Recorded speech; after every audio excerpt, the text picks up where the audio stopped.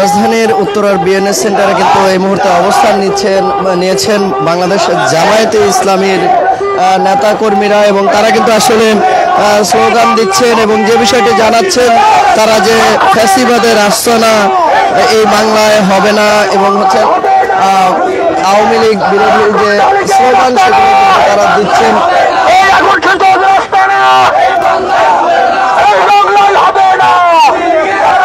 এবং যারা অবস্থান নিয়েছেন বিপুল সংখ্যক জামায়াতে ইসলামী এবং ইসলামিক ছাত্র শিবিরের নেতাকর্মীরা কিন্তু এই মুহূর্তে উত্তরার বিএনএস সেন্টারের সামনে অবস্থান নিয়েছেন এবং তারা যে বিষয়টি জানাচ্ছেন যে আসলে আওয়ামী লীগের কোনো কার্যক্রম এই উত্তরা এলাকায় তারা হতে দিবেন না এবং তারা কিন্তু বিপুল সংখ্যক ছাত্র জনতা নিয়ে কিন্তু তারা আসলে উত্তরার যে হটস্পট সেই বিএনএস সেন্টারের সামনে কিন্তু অবস্থান নিয়েছেন এবং তারা যে বিষয়টি জানাচ্ছেন যে আসলে কার্যক্রম নিষিদ্ধ আওয়ামী লীগের যে লকডাউন ঘোষণা আজকে দিনব্যাপী সেই দিনব্যাপী লকডাউনের প্রতিবাদে তারা এখানে অবস্থান নেবেন এবং আওয়ামী লীগের কাউকে পাওয়া গেলে কিন্তু আসলে তারা পুলিশের হাতে তুলে দেবেন এমনটি কিন্তু জানিয়েছেন।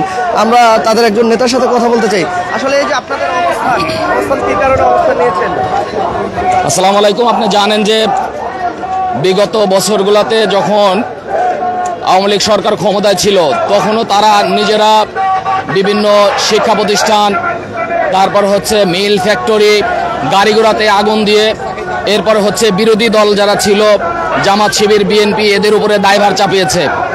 সর্বশেষ খুনি হাসিনা যখন 24-এর প্রায় 2000 ছাত্রছাত্রীকে শহীদ করে এরপরে প্রায় 30-40 হাজার মানুষকে চিরতরে পঙ্গুত্ব বরণ করিয়েছে, এরপরে সে নিজের জীবন নিয়ে কোনো রকম পালিয়ে বেসেছে এই দেশ থেকে।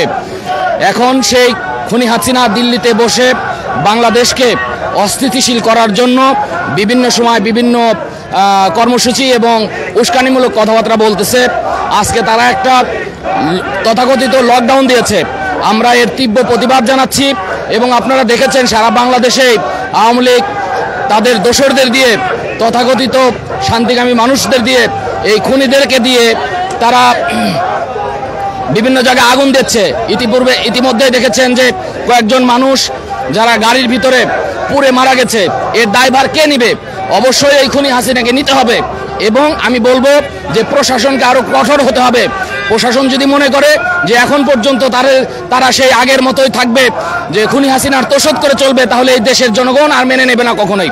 এজন্য আমরা আজকে অবস্থান নিয়েছি, যেখানেই পাওয়া যাবে খুনি হাসিনার লোকজন, ভারতের দালালদের যেখানেই পাওয়া যাবে, আমরা এই যে প্রশাসনের গাড়ি আছে আপনারা দেখতেছেন, প্রশাসনের কাছে আমরা তুলে দেব। প্রশাসন থেকে আমাদের কাছে বলা হয়েছে ভাই আপনারা অবস্থান করবেন, শান্তিপূর্ণ অবস্থান। দেখতেছেন আমরা শান্তিপূর্ণ অবস্থান করছি, এজন্য আমাদের এখানে অবস্থা আর কি। ধন্যবাদ আপনাকে। দর্শক যেমনটি শুনছিলেন এখানে জামায়াতে ইসলামীর যিনি রয়েছেন নেতা, তিনি কিন্তু জানাচ্ছিলেন যে আসলে আওয়ামী লীগ নিষিদ্ধ কার্যক্রম নিষিদ্ধ আওয়ামী লীগের যে লকডাউন সেই লকডাউনের প্রতিবাদেই কিন্তু তারা এখানে অবস্থান নিয়েছেন এবং তারা জানাচ্ছেন তারা দিনব্যাপী কিন্তু এখানে অবস্থান করবেন এবং তারা আরেকটি বিষয় জানিয়েছেন যে আসলে তাদেরকে যদি কার্যক্রম নিষিদ্ধ আওয়ামী লীগের কাউকে পাওয়া যায় তাহলে কিন্তু তারা ধরে তাকে আইনশৃঙ্খলা বাহিনীর হাতে তুলে দেবেন এমনটি কিন্তু জানাচ্ছেন। আসলে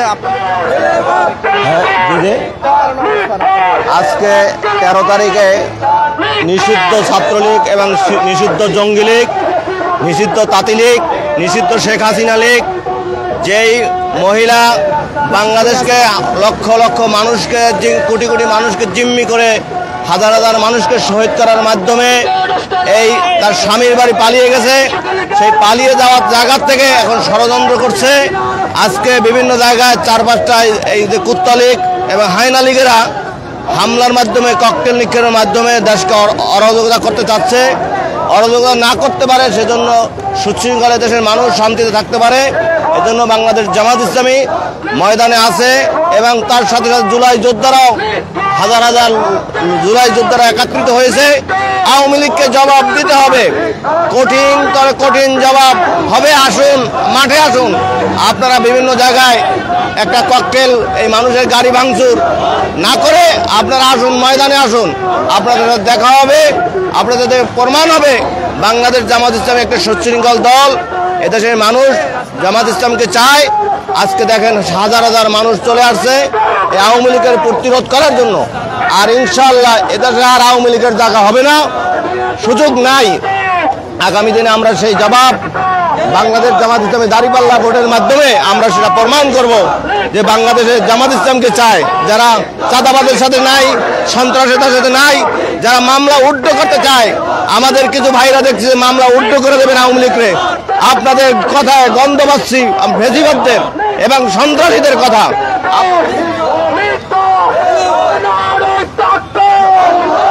এই যে চোরাগপ্তা হামলা করতেছে, এটার আমরা চিহ্নিত করতেছি কারা চোরাগপ্তা হামলা করছে, তাদেরকে ধরে ধরে আমরা আইনের আওতা এনে তাদের বিচার বাংলাদেশ মাটিতেই হবে। এজন্য প্রশাসনের ভাইদেরকে বলবো, আপনারা অতি লম্বে যে জায়গায় ছাত্রলীগ পাবেন সে জায়গায় ধরে জেলে ভরবেন।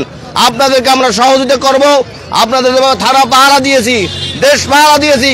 আগামী দিনে যে কোনো মূল্যে এই বাংলাদেশকে পাহারা দেওয়ার জন্য বাংলাদেশ জামাত ইসলামীর সমস্ত কর্মী, নেতা কর্মীরা এবং বাংলাদেশের মানুষরা সজাগ আছে। ভারতে বসে ষড়যন্ত্র করবেন, সেই ষড়যন্ত্রের দাঁত ভাঙা জবাব বাংলাদেশের মাটিতে ইনশাআল্লাহ আগামী দিনে দেখা হবে রাজপথ ময়দানে। আগামী দিনে বিজনের দিনে ছিলাম, সামনে আগামী দিনে থাকবো।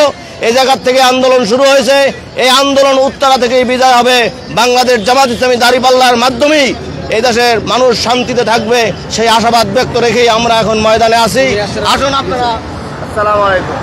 যে দর্শক যেমনটি শুনতে পাচ্ছিলেন যে আসলে যারা জামায়াতে ইসলামীর নেতাকর্মীরা বিএনএস সেন্টারে অবস্থান নিয়েছেন, তারা কিন্তু আসলে জানাচ্ছিলেন যে কার্যক্রম নিষিদ্ধ আওয়ামী লীগের আজকের যে লকডাউন, সেই লকডাউনে কিন্তু তারা দিনব্যাপী অবস্থান করবেন এবং তাদের অবস্থান থাকবে। এবং কার্যক্রম নিষিদ্ধ আওয়ামী লীগের কোনো মিছিল অথবা মিটিং অথবা কোনো পিকেটিং যদি তারা দেখতে পান, তাহলে কিন্তু তাদেরকে ধরে আইনশৃঙ্খলা বাহিনীর হাতে তুলে দেবেন, এমনটি কিন্তু জানাচ্ছেন। পাশাপাশি বিএনএস সেন্টার এলাকার নিরাপত্তা ব্যবস্থার কথা যদি বলি, এখানে কিন্তু নিশ্চয়ই দেখতে পাচ্ছেন যে পার্সোনাল আর্মার ভেহিকেল যেটি রয়েছে র্যাবের স্পেশাল এপিসি, সেই এপিসির মাধ্যমে কিন্তু বিপুল সংখ্যক র্যাব সদস্য এখানে রয়েছেন এবং তারা কিন্তু আসলে এই এলাকার নিরাপত্তা বিধান করে যাচ্ছেন। দর্শক, এই ছিল উত্তরার বিএনএস সেন্টার এলাকা থেকে এখানকার সর্বশেষ তথ্য। পরবর্তীতে আবারও আমরা সংযুক্ত হব।